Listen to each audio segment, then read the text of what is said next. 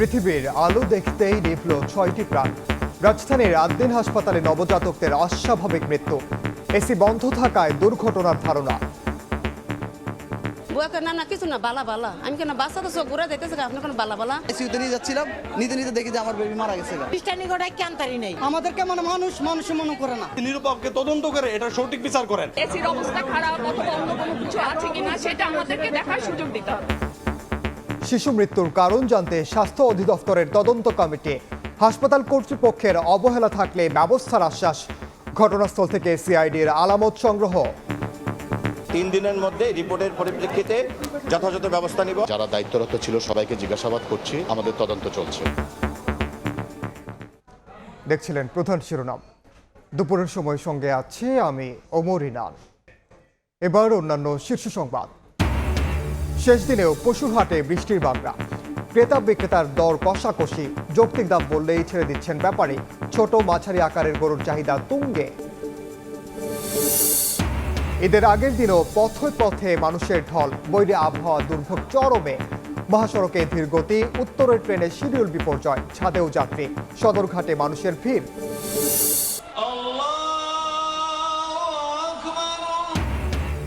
Saudi আরবে ঈদুল আজহা উদযাপন। জামারায় পাথর নিক্ষেপের পর মিনায় হাজিদের পশু কোরবানি। মধ্যপ্রাচ্যের সঙ্গে মিল রেখে দেশের বিভিন্ন স্থানে নামাজ আদায়। কাল ঈদের দিনেও হবে বৃষ্টি। বৈরী আবহাওয়া বিবেচনায় রেখে ঈদগাহে জামাতের প্রস্তুতি। ডিএমপির 4 স্তরের নিরাপত্তা। 10 ঘন্টায় কোরবানির বর্জ্যমুক্ত হবে 2 সিটি। এবং রাজধানীর নদ্দায় 2 বাসের সংঘর্ষে একই পরিবারের 3 জন সহ নিহত 4। নিয়ন্ত্রণ হারিয়ে সড়ক বিভাজন পেরিয়ে বিপরীত দিকের গাড়িকে ধাক্কা। বেপরোয়া গতির কারণেই দুর্ঘটনা।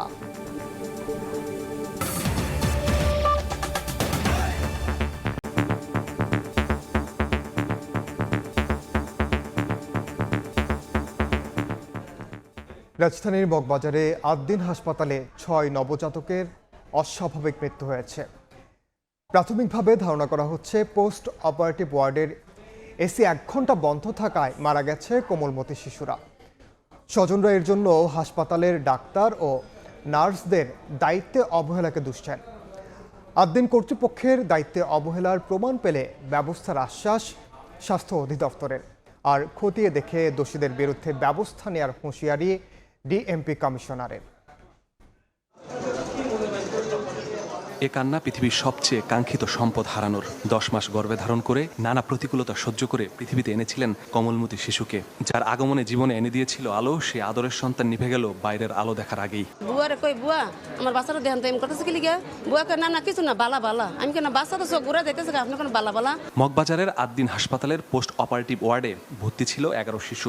বুধবার মধ্যরাতে হঠাৎ অসুস্থ হয়ে পড়ে 2 শিশু। তাদের নিতে বলা হয় এনআইসিইউতে। আস্তে আস্তে সংখ্যা বাড়তে থাকে, মারা যান 6 জন। ভুক্তভোগীদের অভিযোগ, হাসপাতালের ডাক্তার ও নার্সদের অবহেলায় ঝরেছে 6টি নিষ্পাপ প্রাণ। ঘটনা ধামাচাপা দেওয়ার চেষ্টারও অভিযোগ তাদের।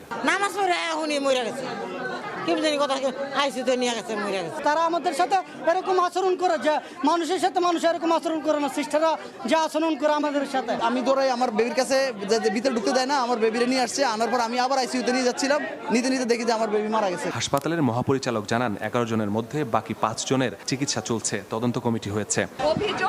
অভিযোগ করতে পারে, কিন্তু এখানে কোনো ধরনের আমরা নিজেরাই তো জানি না। আমাদেরকে তো তদন্ত করে বের করতে হবে এটা কেন হলো। ঘটনাস্থলে আসে স্বাস্থ্য অধিদপ্তরের টিমও। কথা বলে হাসপাতাল কর্তৃপক্ষের সঙ্গে। 3 সদস্যের উচ্চ পর্যায়ের তদন্ত কমিটি 72 ঘন্টার মধ্যে রিপোর্ট দেবে বলে জানান স্বাস্থ্য অধিদপ্তরের মহাপরিচালক। বলেন, হাসপাতাল কর্তৃপক্ষের দায়িত্ব অবহেলার প্রমাণ পেলে নেওয়া হবে ব্যবস্থা। উচ্চপদস্থ একটি ইনকোয়ারি কমিটি ইতিমধ্যেই আমরা গঠন করেছি। সেবার দিক থেকে এটি যে কোনো ত্রুটি আছে কিনা এটি আমরা অবশ্যই খতিয়ে দেখব এবং এই বিষয়টি আমাদের নজরে এনেছি। পুলিশ ও সিআইডির ক্রাইম সিন ঘটনাস্থল থেকে আলামত সংগ্রহ করে। এ সময় ডিএমপি কমিশনার জানান, তদন্ত করে নেওয়া হবে যথাযথ ব্যবস্থা। আমাদের সিআইডি টিম চলে এসছে। সিআইডি টিম তাদের বিশেষজ্ঞ পরীক্ষা নিরীক্ষা করছে, তাদের এক্সপার্টরা এসছে। আর আমরা এখানে যারা দায়িত্বরত ছিল সবাইকে জিজ্ঞাসাবাদ করছি। তো আমাদের তদন্ত চলছে। এমন মর্মান্তিক ঘটনার পর শোকে ছায়া নেমেছে পুরো হাসপাতালে। কয়েক ঘন্টার ব্যবধানে ঝরে গেল 6টি কোমলমতি প্রাণ। পৃথিবীর আলো দেখার আগেই নিভে গেল তারা। এমন মর্মান্তিক ঘটনায় যারা জড়িত তাদের দৃষ্টান্তমূলক শাস্তির দাবি ভুক্তভোগীদের, যাতে ভবিষ্যতে কারো মায়ের কোল এভাবে খালি না হয়। মাসুদুর রহমান, সময় সংবাদ, ঢাকা। এই মুহূর্তে আদ্দিন হাসপাতালে আছেন সহকর্মী মাসুদুর রহমান। সবশেষ খবর জানতে সরাসরি যাচ্ছি তার কাছে।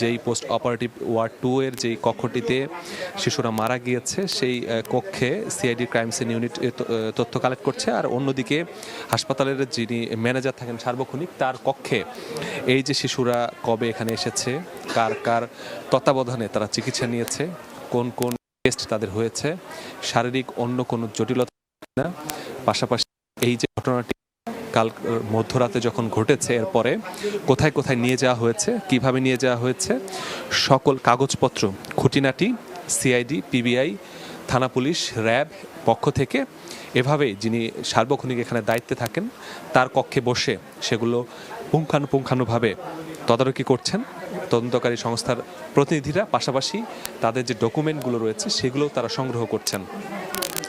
কার্যক্রম অব্যাহত থাকবে। যে সিআইডির ক্রাইম সিন ইউনিট যেই ঘটনাস্থলেটিতে এই ঘটনাটি ঘটেছে সেখানে এসেছিল, তারা এখনও তারা এই ঘটনাটিকে সর্বোচ্চ গুরুত্ব দিয়ে সেই সকাল থেকে এখন পর্যন্ত পুঙ্খানুপুঙ্খানুভাবে এই আলামতগুলো যেগুলো রয়েছে ঘটনাস্থল থেকে সংগ্রহ করা যায় সেগুলো তারা সংগ্রহ করার চেষ্টা করছেন, এবং পাশাপাশি এগুলো কেমিক্যাল টেস্ট, ল্যাবরেটরি টেস্ট, কি ধরনের টেস্ট করলে এটির ভেতর থেকে মৃত্যুর যে প্রকৃত কারণ সেটি জানা যাবে সেটি নিয়েই তারা পুঙ্খানুপুঙ্খানুভাবে তদন্ত করছেন। এই মুহূর্তে সেই কক্ষটিকে সিআইডি ক্রাইম সিন সিলগালা করে দিচ্ছে, এবং সিলগালা করার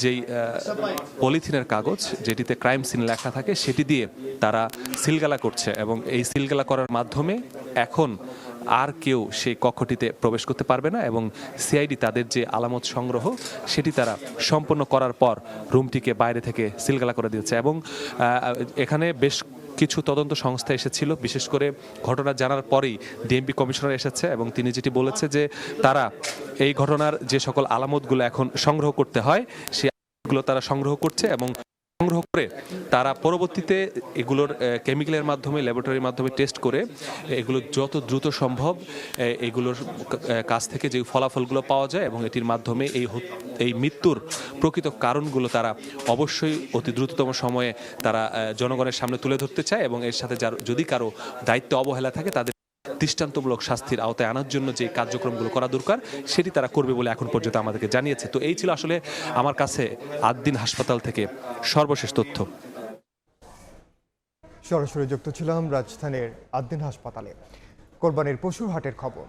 রাজধানীর কোরবানির পশুর হাটগুলোতে শেষ দিনেও বৃষ্টির ভোগান্তি, কাদা পানিতে দুর্ভোগ বাড়িয়েছে পশু বেচাকেনায়। এর মধ্যে ক্রেতা না পাওয়ার আশঙ্কায় গরুর দাম কমিয়েছেন ব্যাপারীরা। ছোট মাঝারি গরুর চাহিদা থাকলেও বড় গরু নিয়ে বেশ দুশ্চিন্তায় ব্যবসায়ীরা। কোরবানির পশুর হাটের শেষ দিনেও সকাল থেকেই দেখা দেয় বৃষ্টি, কাদা পানিতে একাকার হয়ে ওঠে রাজধানীর দিয়াবাড়ির হাট। এর মধ্যেই চলে বেচাকেনা। আমি খুব সন্তুষ্ট, মার্কেটে খুব রিজনেবল দাম। যা আশা করছিলাম হেঁটে পারিনি, ঠিক আছে, মানে দাম যা করছে তার চেয়েও মনে করেন 10 কম পাইছি। বিক্রেতারা জানিয়েছেন শেষ দিনে এসে পশুর দাম অনেকটাই কমেছে। লোকসানের আশঙ্কার কথাও জানান অনেকে, তবে দাম নিয়ে মিশ্র প্রতিক্রিয়া জানান ক্রেতারা। 2 লাখ 2.5 লাখ যে গরুগুলো নিল ওটা দেখা গেছে গতকালকে মোটামুটি 2.5 লাখের গরু দেখা গেছে 2,80,000 টাকা, কিন্তু আজকে দেখা গেছে 30,000 20,000। মোটামুটি গরুতে কম, কারণ কাস্টমার মার্কেটে নাই। ছোট গরুর দাম একটু বেশি, কিন্তু বড় গরুর দাম একটু কম। বাজার স্বাভাবিক, খুব উঁচুও না খুব নিচেও না। রাজধানীর অন্যান্য হাটের মতো গাবতলীর পশুর হাটেও চাহিদা বেশি দেখা গেছে ছোট আর মাঝারি আকারের গরুর। শেষ দিনেও অবিকৃত বেশিরভাগ বড় গরু, সঙ্গে বৃষ্টি দুশ্চিন্তা বাড়িয়েছে ব্যাপারীদের। বর্তমানে 5 লাখ হইলে আমি বিক্রি করে দিই। 1 বছর খাওয়াইছি, কুড়ে বসির দাম বেশি, এগুলো মনে করেন পরিশ্রম করতে হয়, খরচ বেশি, লস হবে। এখন এটা কম তো বেচা যায়, তো ব্যস্ত, কিন্তু কাস্টমারই তো নাই। 25 মণ ওজনের গরু বেচলাম মাত্র 4.5 লাখ টাকা দিয়ে, তাহলে কত করে কেজি পরে দেখেন। আমার দেশের বাড়ি দেখলে গরু 6 লাখ 7 লাখ টাকা করে। শেষ দিনে এসে লাভের বদলে লোকসান এড়ানোর চেষ্টার কথা জানিয়েছেন ব্যাপারীরা। নাইম হাসান, সময় সংবাদ, ঢাকা। এই মুহূর্তে রাজধানীর দিয়াবাড়ি হাটে আছেন সহকর্মী ফরহাদুর রহমান এবং গাবতলিয়াতে আছেন নাইম হাসান। সরাসরি শুরুতে যাচ্ছি ফরহাদের কাছে। মুখে হাসি, বিক্রেতার মুখ মলিন, এই হচ্ছে এই সময়ের রাজধানীর উত্তরার দিয়াবাড়ির গরুর হাটের অবস্থা। কারণ আমরা যেটি দেখছি, ক্রেতারা যখন গরু কিনে তাদের গরুটি নিয়ে বাসায় ফিরে যাচ্ছেন তখন অনেকে হাসছেন, জিজ্ঞেস করছেন পাশ থেকে দাম কত। যখন সেই দামটি বলা হচ্ছে সবাই আসলে খুশি মনে মেনে নিচ্ছেন। কেননা রাজধানীর দিয়াবাড়ি হাটে এখন যে পরিস্থিতি চলছে, বিক্রেতারা বলছেন অন্যান্য দিনের তুলনায় আজকে ক্রেতার উপস্থিতি অনেক কম, সেই তার বিপরীতে অনেক বেশি পশু এখনো বাকি রয়ে গেছে বিক্রির, এবং সে কারণে দাম উঠছে না। এবং সকাল থেকে যেটি আসলে হয়েছে, বৃষ্টি হওয়ার কারণে ক্রেতার উপস্থিতি শুরুতে কম ছিল। বিক্রেতারা কিছুটা আশঙ্কা করেছিলেন যে হয়তো বা ক্রেতারা আর আসবে না, সে কারণে অনেকে কম দামে ছেড়েছেন এবং সেটি কিন্তু এখন পর্যন্ত অব্যাহত রয়েছে। এবং অনেক বিক্রেতারা বলছেন, বিশেষ করে পাইকাররা যারা 20, 30 কিংবা 40টি গরু নিয়ে এসেছেন, তারা 15, 20টি বা 25টি গরু বিক্রি করার পর বাকি গরু এখন রয়ে গেছে। এবং ক্রেতারা যখন এসে দাম করছেন তখন তাদের পাইকাররা যে দামে আসলে ক্রয় করেছেন তাদের দাবি এটি যে তার থেকেও 10, 15, 20 হাজার টাকা কম তারাই বলছে। অর্থাৎ যে টাকায় কিনে নিয়ে আসা হয়েছে পশু, সেই টাকা তারা বিক্রি করতে পারছেন না। লাভের তো প্রশ্নই আসে না, এমনটি কিন্তু বিক্রেতারা বলছেন। আর ক্রেতারা বলছেন যে স্বাভাবিক দামে রয়েছে, অন্যান্য বছরের তুলনায় এবছর কিছুটা সহনীয় দামে তারা তাদের পশুটি কিনতে পারছেন। রাজধানীর দিয়াবাড়ি হাট রাজধানীর অন্যতম বৃহৎ একটি হাট, এবং এই হাটে এখন যেটি দেখছি, যে জায়গাটুকু আসলে এই পশুর জন্য তৈরি করা হয়েছিল সেখানে বৃষ্টি এবং বৈরী আবহাওয়ার কারণে মাচাগুলো ভেঙে পড়েছে এবং সেই গরুগুলো এখন রাস্তায় নিয়ে আসা হয়েছে। একই রাস্তায় ক্রেতা এবং বিক্রেতা হাঁটাচলা করছেন। এই একই সাথে আমরা দেখছি যে যারা আসলে গরু কিংবা অন্যান্য পশু কিনছেন তারা সেগুলো নিয়ে বাড়ি ফিরছেন।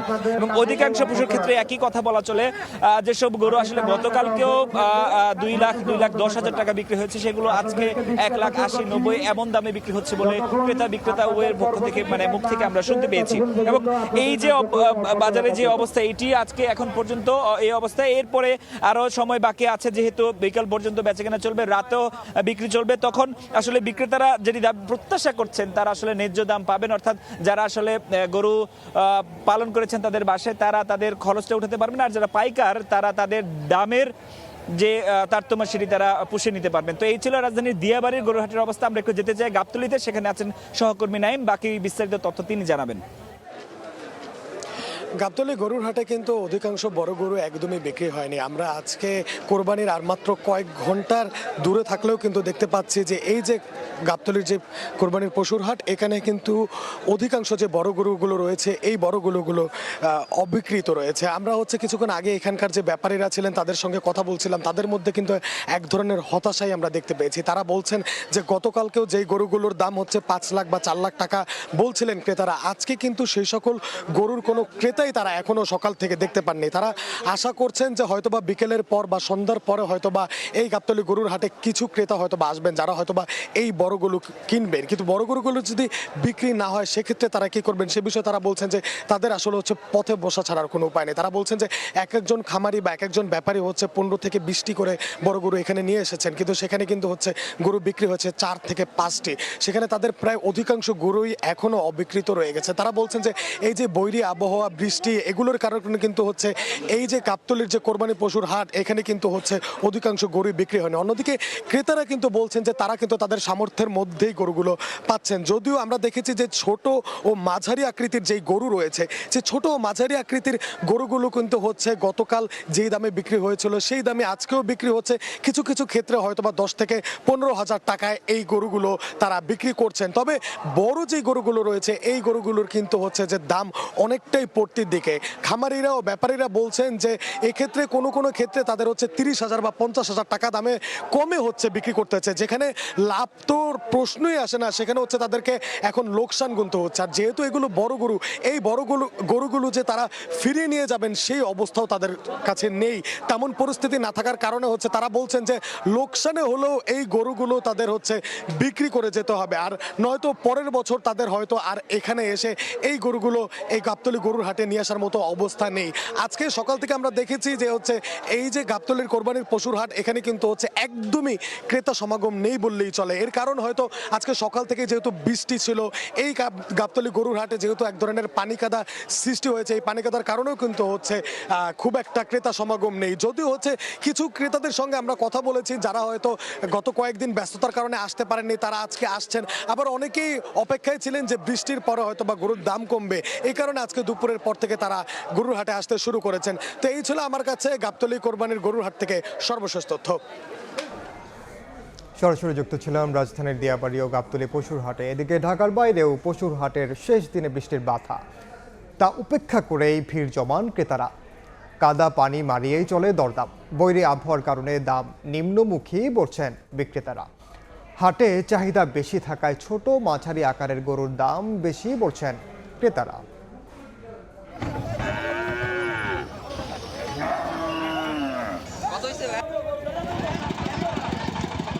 রাত পোহালেই ঈদুল আজহা। আল্লাহর সন্তুষ্টির আশায় পশু কোরবানি করবেন ধর্মপ্রাণ মুসল্লিরা। শেষ দিন পছন্দের পশু কিনতে বৃষ্টি উপেক্ষা করেই হাটে ভিড় জমান ক্রেতারা। বিক্রেতারাও বিভিন্ন যানবাহনে করে গরু, ছাগল, মহিষ ও ভেড়া নিয়ে আসেন হাটে। চট্টগ্রামের শেষ মুহূর্তে বেচাকেনার জন্য উঠলেও হঠাৎ ঝোড়ো হওয়ায় গরু মহিষ নিয়ে দিক বিদিক ছোটাছুটি করেন বিক্রেতারা। বাতাসের সঙ্গে শুরু হয় ভারী বৃষ্টি, এতে বিপাকে পড়েন ক্রেতা বিক্রেতারা। তবে বৃষ্টির পর আবারও স্বাভাবিক হয় বেচাকেনা। কালকের থেকে আজকে কিন্তু অনেক ভালো। আজকে অনেক সুন্দর সুন্দর গরু, মানে ইয়ার ভিতর দামের ভিতর সাধ্যের মধ্যে পাওয়া যাচ্ছে সবার। এখন হঠাৎ না বৃষ্টি, এখন তো গরু নিয়ে আসছে যে এখন তো মাত্র নামাছি, এখনো কোনো কিছু বুঝতেছি না। শেষ সময়ে জমজমাট লালমনিরহাটের হাটগুলো। কাদা পানি মারিয়ে চলে দরদাম। দেশি ও মাঝারি আকারের গরুর চাহিদা সবচেয়ে বেশি। বৈরী আবহাওয়ার কারণে দাম কমে গেছে বলছেন বিক্রেতারা, আর দাম সাধ্যের মধ্যে থাকায় স্বস্তিতে ক্রেতারা। গরুর দামও মোটামুটি সাধ্যের মধ্যে আছে, আগের তুলনায় আজকে একটু গরু কম আছে। গাইবান্ধায় বৃষ্টির প্রভাবে ব্যাহত হয় বেচাকেনা। ক্রেতাদের অভিযোগ, মাঝারি আকারের গরুর চাহিদা বেশি থাকায় বেশি দাম চাচ্ছেন বিক্রেতারা। এতে পছন্দের পশু কিনতে হিমশিম অবস্থা তাদের। অন্যদিকে বাধ্য হয়েই কম দামে পশু বিক্রির কথা জানান ব্যাপারীরা। অন্য দিনের থেকে আজকে গরুর দাম একটু চড়া। এখানে মার্কেটের যে অবস্থা তাতে দেখা যাচ্ছে যে আমরা কুলাইতে পারতেছি না। যে দামে গরু কিন্তু সে দামে বিক্রি হচ্ছে না, বাজারে কি খুব খারাপ। ব্যাপারী ও ক্রেতাদের নিরাপত্তা নিশ্চিতের পাশাপাশি জাল টাকা শনাক্তকরণ বুথ সহ হাটের জালিয়াতি রোধ ও আইন শৃঙ্খলা রক্ষায় তৎপর রয়েছে প্রশাসন। খাদিজা স্বপ্না, সময় সংবাদ। দুপুরের সময় আরও থাকছে। ঈদে বাড়ি ফেরার ভিড়ে হামের প্রাদুর্ভাব বাড়ার আশঙ্কা। সংক্রমণ ঠেকাতে জনবহুল জায়গায় শিশুদের না নেওয়ার পরামর্শ চিকিৎসকদের। বাড়তি সতর্কতার তাগিদ।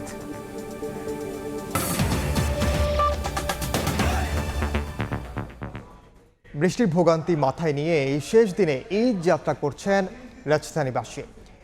রেল স্টেশন, বাস টার্মিনাল ও লঞ্চ ঘাটে দেখা গেছে যাত্রীর উপচে পড়া ভিড়। যে যেভাবে পেরেছেন যাত্রা করেছেন বাড়ির পথে। যাত্রায় ভোগান্তি বাড়িয়েছে মহাসড়কের বিভিন্ন পয়েন্টে ধীরগতি।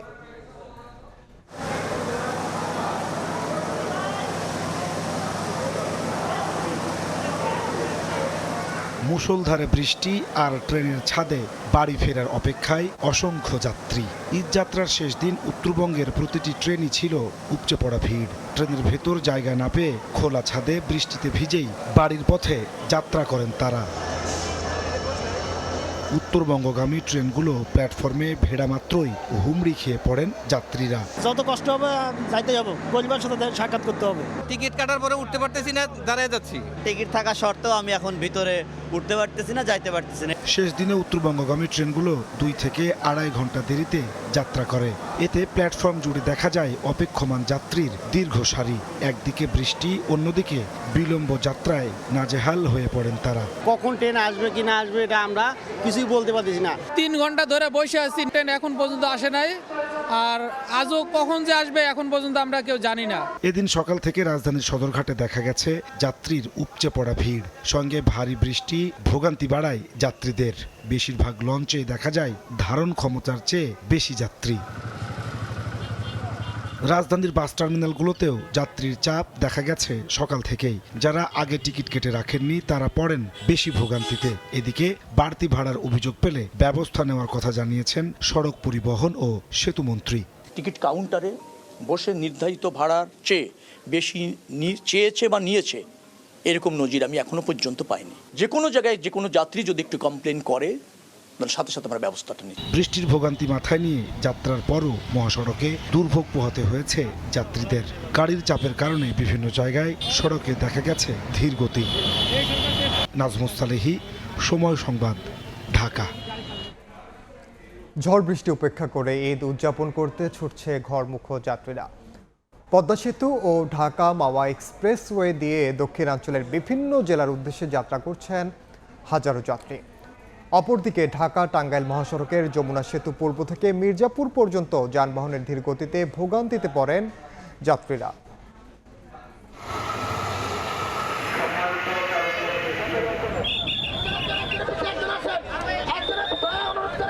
পরিবার পরিজনের সঙ্গে ঈদ করতে বাড়ির পথে ছুটছে মানুষ। বৃষ্টি আর সড়কের ভোগান্তি নিয়েই দূর দূরান্তে ছুটছেন ঘরমুখো মানুষ। বুধবার সকাল থেকে থেমে থেমে বৃষ্টি হলেও ঘরে ফেরার তাড়া কমেনি দক্ষিণাঞ্চলের মানুষের। ব্যক্তিগত গাড়ি, বাস, মাইক্রোবাস ও পণ্যবাহী যানবাহনের সারি দেখা যায় পদ্মা সেতুর টোল প্লাজা এলাকায়। সাভারের ঢাকা আরিচা ও নবীনগর চন্দ্রা মহাসড়কে যানবাহনের চাপ থাকলেও কোথাও বড় ধরনের যানজট সৃষ্টি হয়নি। ছিনতাই হয়, চুরি হয়, গরু চুরি হয়, কিন্তু কোথাও কিন্তু এই ধরনের কোনো অসন্তোষ বা বিশৃঙ্খলা এবছর নেই। সার্বক্ষণিকভাবে জেলা প্রশাসন এবং জেলা পুলিশ একসাথে কাজ করছে। অতিরিক্ত যানবাহনের চাপ, খারাপ আবহাওয়া, দুর্ঘটনা ও যেখানে সেখানে গাড়ি বিকল হয়ে পড়ায় ঢাকা টাঙ্গাইল মহাসড়কের যমুনা সেতু পূর্ব প্রান্ত থেকে মির্জাপুর পর্যন্ত প্রায় ৪৫ কিলোমিটার এলাকায় গাড়ির ধীর গতি দেখা গেছে। সড়কে শৃঙ্খলা ফেরাতে তৎপর দেখা যায় পুলিশ সদস্যদের। অব্যবস্থাপনার কারণে এই জ্যামগুলো লাগে। এর মধ্যে আমাদের ঘুম নাই, ২ হাত আগে আবার বন্ধ হয়। এদিকে ভোলার ইলিশা ঘাটে পারাপার নির্বিঘ্ন করতে কঠোর নজরদারিতে বিআইডব্লিউটিএ ও প্রশাসন। কোনো হয়রানি হয় না, ঠিক আছে। এ ধরনের ব্যবস্থা করার জন্য আমরা সাথে কোস্ট গার্ড রাখছি, আনসার রাখছি, তারপর নৌ পুলিশ আছে আমাদের হেল্প করতেছে। সবাই মিলে আমরা যাত্রীদের জন্য যাতে নিরাপদে নামতে পারে। সামনে যাত্রী নেওয়ার বিষয়েও প্রবণতা আছে, আমরা কঠোরভাবে এটাকে মনিটর করার চেষ্টা করছি এবং ইতিমধ্যে যাদেরকে পাওয়া যাচ্ছে তাদেরকে জরিমানা করা হচ্ছে। নিষেধাজ্ঞা অমান্য করে ঝুঁকি নিয়ে ট্রলারে যাত্রী পরিবহন করায় 2টি ট্রলার সহ 3 জনকে আটক করে কোস্টগার্ড। মিরন আহমেদ, সময় সংবাদ। জামারায় শয়তানের উদ্দেশ্যে পাথর নিক্ষেপের পর আল্লাহর সন্তুষ্টির উদ্দেশ্যে পশু কোরবানি দিচ্ছেন হাজিরা। মাথা মুন্ডনের মধ্য দিয়ে ধীরে ধীরে ইহরাম মুক্ত হচ্ছেন আল্লাহর মেহমানরা। মুফতি আব্দুল্লাহ তামিমের রিপোর্ট।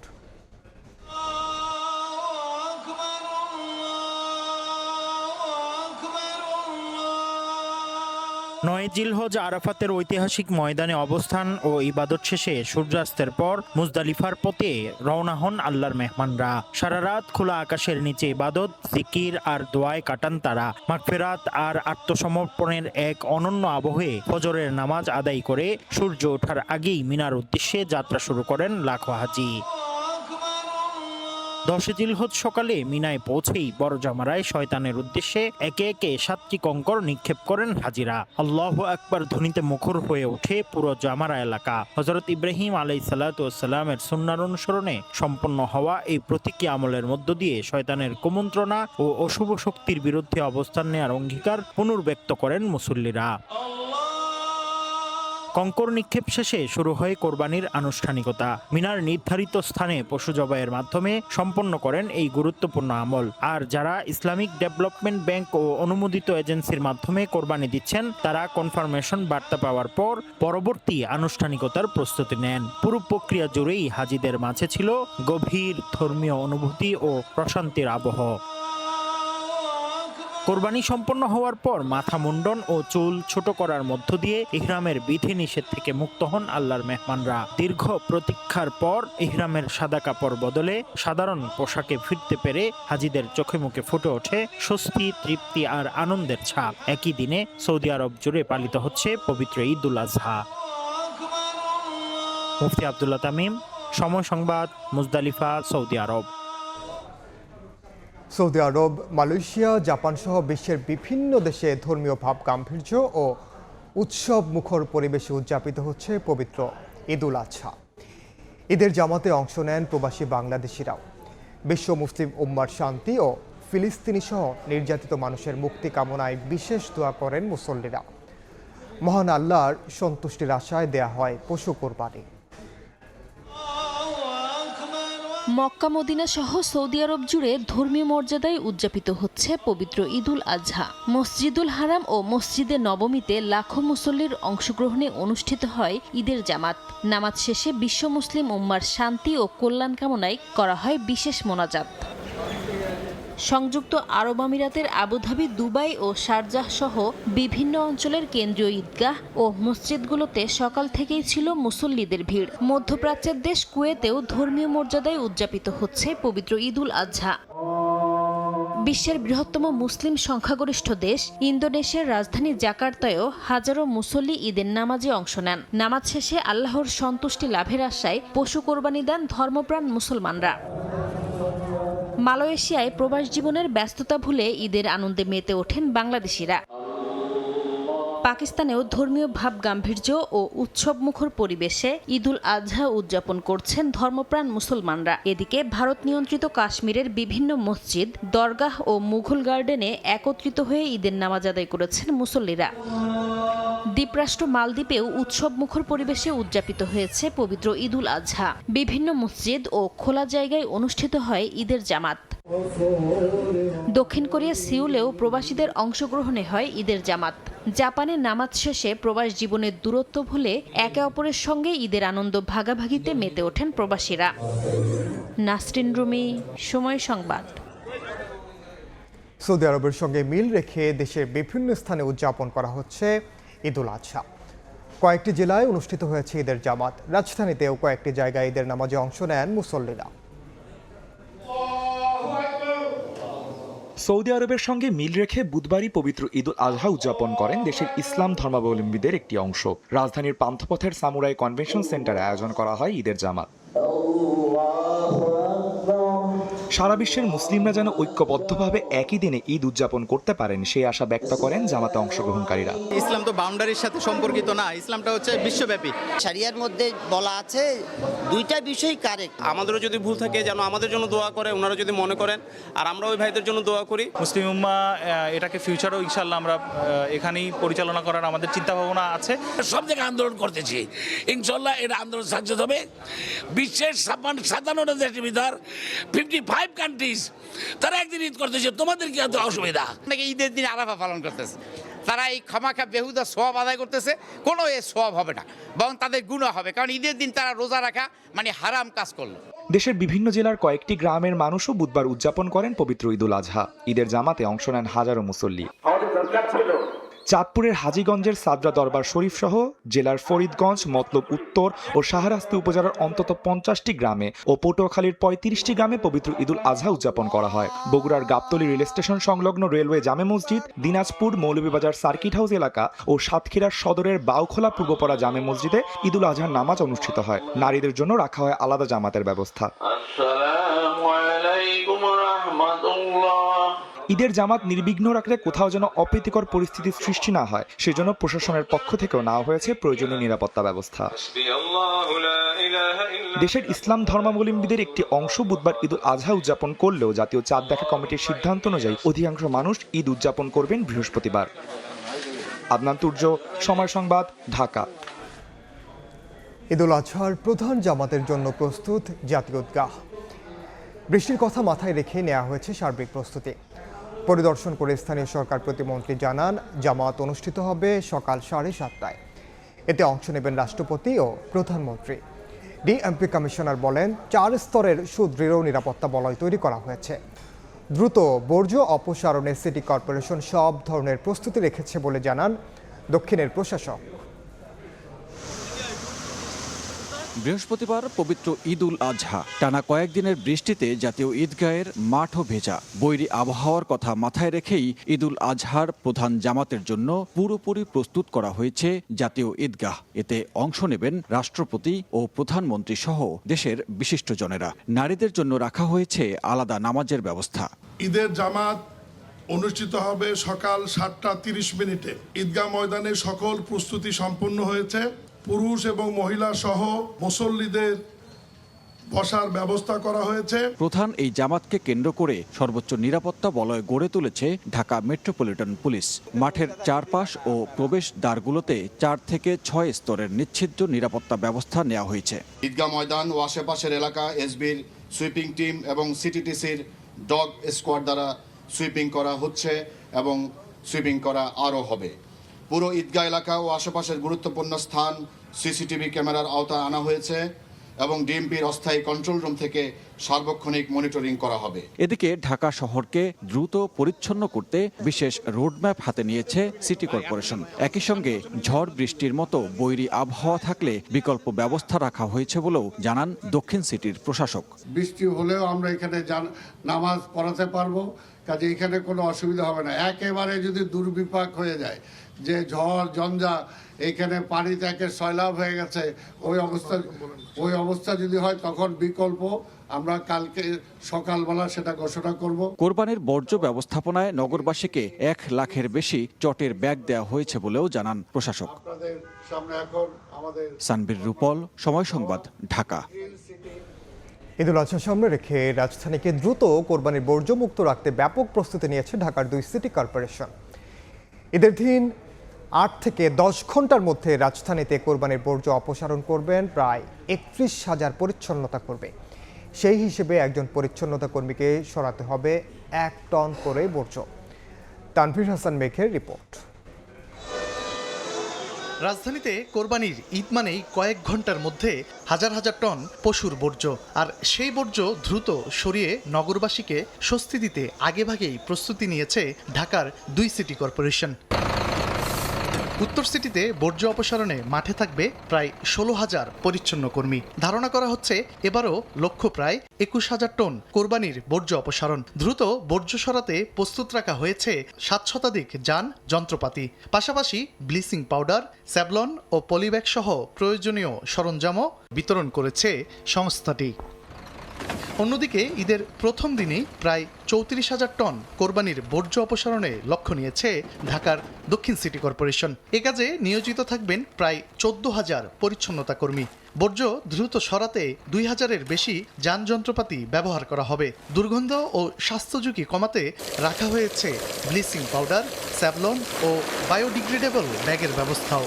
তথ্য বিশ্লেষণে দেখা যায় ঈদের দিন 2 সিটিতে 8 ঘন্টা প্রায় 34,000 টন বর্জ্য অপসারণ করতে চায় অন্তত 31,000 পরিচ্ছন্নতা কর্মী। সেই হিসেবে একজন কর্মীকে 8 ঘন্টায় সরাতে হবে 1.25 টন করে বর্জ্য। 2 সিটির প্রশাসক বলছেন 72 ঘন্টার মধ্যে পুরো নগরী পরিষ্কার করার পরিকল্পনা হাতে নেওয়া হয়েছে। 10টি জোনে আঞ্চলিক নির্বাহী কর্মকর্তা যারা আছে তাদের সমন্বয় করে 10টি কমিটি করেছে মনিটরিং করার জন্য, এবং 72 ঘন্টার যে অ্যাকশন প্ল্যান, সেই অ্যাকশন প্ল্যান অনুযায়ী আমরা আউটসোর্সিং কর্মী নিয়োগ দিয়েছি। 60 ভাগ কোরবানি প্রথম দিনই হয়ে যায় এবং দ্বিতীয় দিন হয়তো আর 30 ভাগ এবং শেষের দিন 10 ভাগ।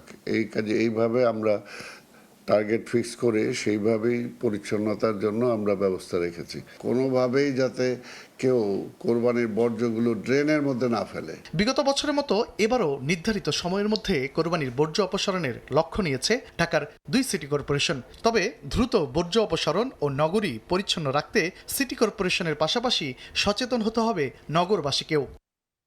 তানভীর হাসান মেঘ, সময় সংবাদ, ঢাকা। রাজধানীর নদ্দায় বাস নিয়ন্ত্রণ হারিয়ে প্রাণ গেছে 4 জনের।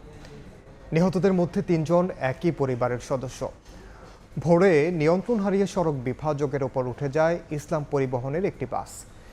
বিপরীত দিক থেকে আসা আকাশ পরিবহনের একটি বাসের সঙ্গে সংঘর্ষ হলে ঘটে হতাহতের ঘটনা। বুধবার ভোরে রাজধানীর প্রগতি সরণির নদ্দা এলাকায় ইসলাম পরিবহনের একটি বাস নিয়ন্ত্রণ হারিয়ে উঠে যায় রোড ডিভাইডারের ওপর। ধাক্কা দেয় রাস্তার অন্য পাশে বিপরীত দিক থেকে আসা আকাশ পরিবহনের আরেকটি বাসকে। সংঘর্ষে দুমড়ে মুচড়ে যায় দুটি বাসই।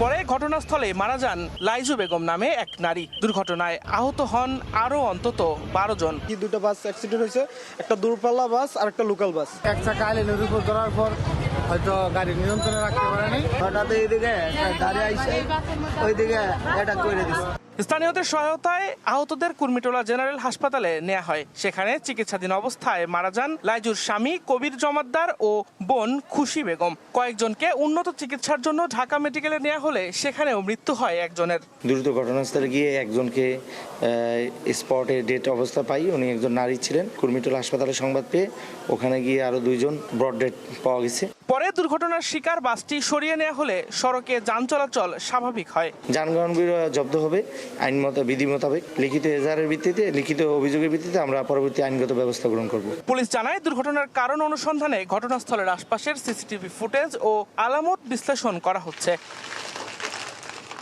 দিন মোহাম্মদ সাব্বির, সময় সংবাদ, ঢাকা। ঈদে বাড়ি ফেরার আনন্দের মধ্যে হামের সংক্রমণ বাড়ার শঙ্কা দেখছেন বিশেষজ্ঞরা। প্রকোপ রোধে ভিড় এবং জনবহুল জায়গায় শিশুদের না নেওয়ার পরামর্শ চিকিৎসকদের। এদিকে সন্তান পরিপূর্ণ সুস্থ না হওয়ায় অনেক বাবা মায়ের ঈদ কাটতে যাচ্ছে হাসপাতালের বিছানায়। 2.5 মাসের ছোট্ট মনিকা জন্মের সময়ই মাকে হারিয়েছে সে। 3 দিন আগে হামের লক্ষণ নিয়ে হাসপাতালে ভর্তি হয় মনিকা। এখন তার দেখাশোনার দায়িত্ব বাবা এবং চাচার। মেডিকেল আনার আগে ওর ঠান্ডা কাশি লাগছে, তারপরে সরদিতে আবার নিছি, নেওয়ার পরে বুকের এক্সরে করাইছে, করানোর পরে দেখতে বলতেছে যে মানে ওর সব ঠিক আছে। জায়গা আমরা আবার রাত্রে দেখি মাইয়ার চোখ মুখ লাল হয়ে যাইতেছে, তারপরে বলতেছে ডিএনসি হসপিটাল মহাকালী লই বাচ্চা। ছোট বোন সারার চিকিৎসা চলছে। বেডের পাশেই ঈদ উদযাপনের প্রস্তুতি নিচ্ছে বড় বোন মরিয়ম। শুধু সারা মরিয়ম নয়, তাদের মতো হাম আক্রান্ত ও উপসর্গ নিয়ে ভর্তি হাজারো শিশু ও তাদের পরিবারের ঈদ কাটবে হাসপাতালে। এখানে আসার পর মানে একটু বেটার আগের চাইতে। আসার আগে জ্বর ছিল, ঠান্ডা কাশি, থাইমা জ্বর। প্রথমে ছিল নিউমোনিয়া, তারপর নিউমোনিয়া ভালো হওয়ার পরে 1 সপ্তাহখানিক পর আবার দেখা দিচ্ছে পাতলা পায়খানা, গায়ে একটু জ্বর ছিল, গায়ে ঠান্ডা ছিল, অত বেশি ছিল না। এখন আবার হামটা বাইরে পরে আবার ঠান্ডাটাও বেড়ে গেছে। সংক্রমণ ঠেকাতে ঈদে ভিড় এবং জনবহুল জায়গায় শিশুদের না নেওয়ার পরামর্শ চিকিৎসকদের। ঈদের সময় অনেকে অন রিকোয়েস্টেও যাচ্ছে যে একটু কাশি আছে, তো আমরা চলে যেতে চাই, তো আমরা সেগুলো যেগুলো ক্রিটিক্যাল না বা মোটামুটি ভালো আছে আমরা ছেড়ে দিচ্ছি। এরই মধ্যে হাম ও হামের উপসর্গ নিয়ে 5.5 শতাধিক শিশুর মৃত্যু হয়েছে। প্রতিদিনই নতুন নতুন রোগী ভর্তি হচ্ছে রাজধানীর বিভিন্ন হাসপাতালে। সবার ঘরে ঈদ আনন্দ থাকলেও এই ছোট্ট সোনামণিদের ঈদ কাটছে হাসপাতালের 4 দেয়ালে। চিকিৎসকদের পরামর্শ পরিস্থিতি নিয়ন্ত্রণে ঘনবসতিপূর্ণ এলাকা থেকে দূরে থাকার পাশাপাশি লক্ষণ দেখা দিলে দ্রুত চিকিৎসকের শরণাপন্ন হওয়ার।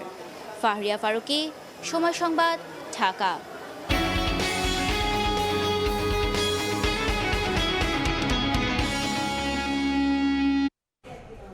সাধারণ মানুষের জীবনে স্বস্তি দিতে ভ্যাটের মতো পরোক্ষ কর থেকে সরে আসতে চায় সরকার। তাই আসছে বাজেটে ধনীদের সম্পদের উপর সরাসরি কর বসাতে যাচ্ছে এনবিআর। এর মাধ্যমে সম্পদের সুষম বন্টনের সম্ভাবনা থাকলেও কর ন্যায্যতা নিশ্চিত করার তাগিদ অর্থনীতিবিদদের। MS আরেফিনের report. নিত্যদিনের ব্যয় বৃদ্ধির ভার থেকে সাধারণ মানুষকে স্বস্তি দিতে ভ্যাটের মতো পরোক্ষ কর থেকে সরে প্রত্যক্ষ কর বাড়ানোর দিকে নজর দিচ্ছে এনবিআর। নতুন করদাতা, উচ্চ আয়ের ব্যক্তি, ব্যবসায়ী ও সম্পত্তির মালিকদের নজরদারিতে আনতে রাজধানী ও চট্টগ্রামের অভিজাত এলাকায় বাড়ি বাড়ি গিয়ে কর জরিপ চালাতে চায় সংস্থাটি।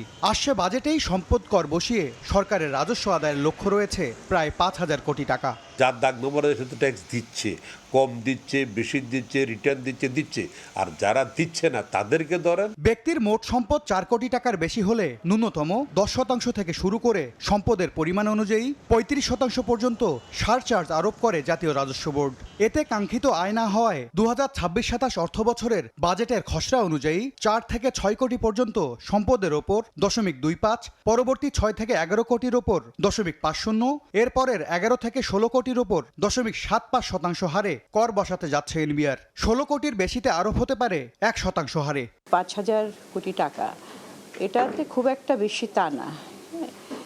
এটা এখন আদায় করতে যেয়ে যদি আবার খরচ বেশি হয়ে যায় সেটাও একটা বিষয়। বর্তমানে কোনো ব্যক্তির 100 কোটি টাকার সম্পদে আয়কর 20 লাখ টাকা হলে সর্বোচ্চ হারে সারচার্জ ধরা হয় 7 লাখ টাকা। নতুন পরিকল্পনা অনুযায়ী 1% সম্পদ কর চালু হলে ওই 100 কোটির ওপর কর দাঁড়াবে 1 কোটি টাকা। সারচার্জ থেকে আমাদের ওয়েলথ ট্যাক্সে গেলে এটা একটা প্রেডিক্টেবলও হবে এবং সেইটা আমাদের আয় বৈষম্য কমানোর ক্ষেত্রেও একটা ভূমিকা রাখবে। এনবিআর এর তথ্য 2022-23 অর্থ বছরে সারচার্জ থেকে 695 কোটি, 2021-22 অর্থ বছরে 626 কোটি আর 2020-21 অর্থ বছরে আদায় হয়েছে 599 কোটি টাকা। MS আরিফিন, সময় সংবাদ, ঢাকা। দেশের বাইরের খবর। ইরান যুক্তরাষ্ট্র সংঘাত ঘিরে আবারও বেড়েছে উত্তেজনা। মার্কিন প্রেসিডেন্ট ডোনাল্ড ট্রাম্প বলেছেন, ইরান আত্মসমর্পণ করলে গণমাধ্যম সেটিকে দারুণ কৌশলপূর্ণ বিজয় হিসেবে উপস্থাপন করবে। এদিকে যুক্তরাষ্ট্রের প্রভাবের অবসান ঘটছে দাবি করে ইসরায়েলকে উৎখাতের হুঁশিয়ারি দিয়েছেন ইরানের সর্বোচ্চ নেতা মুস্তফা খামেনি। দেশটিতে মার্কিন হামলাকে যুদ্ধবিরতির গুরুতর লঙ্ঘন বলেও দাবি করা হয়েছে। এমন পরিস্থিতিতে হরমুজ ইস্যুতে দ্রুত সমঝোতায় পৌঁছানোর সম্ভাবনা রয়েছে বলছেন মার্কিন পররাষ্ট্রমন্ত্রী।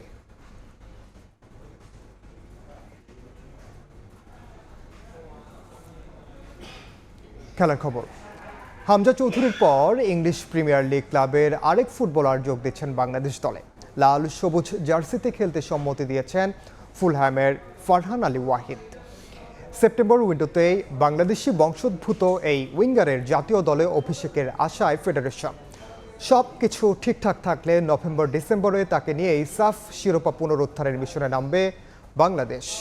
19 বছর বয়সী এই লেফট উইঙ্গার প্রিমিয়ার লিগ 2 এর প্লেয়ার অফ দ্য মান্থ হয়েছেন একবার, আছেন প্লেয়ার অফ দ্য সিজনের মনোনয়ন তালিকাতেও।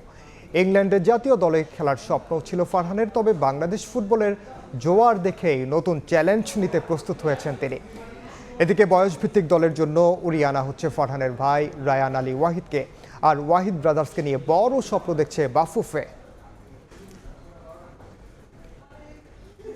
এ পর্যায়ে শীর্ষ সংবাদগুলো জানিয়ে দিচ্ছি আরেকবার।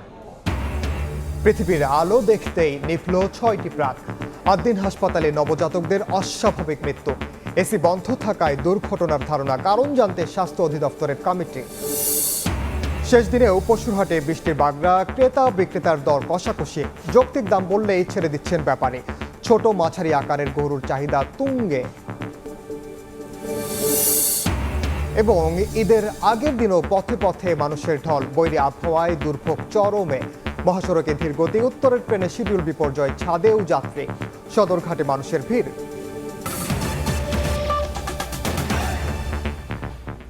এই ছিল দুপুরের সময়। এরপর বিভাগীয় সময় নিয়ে সঙ্গে থাকবেন সহকর্মী তাজমিলা খান। ধন্যবাদ ইনান। বিভাগীয় সময় নিয়ে আসছি কিছুক্ষণ পর, সঙ্গে থাকুন সময়।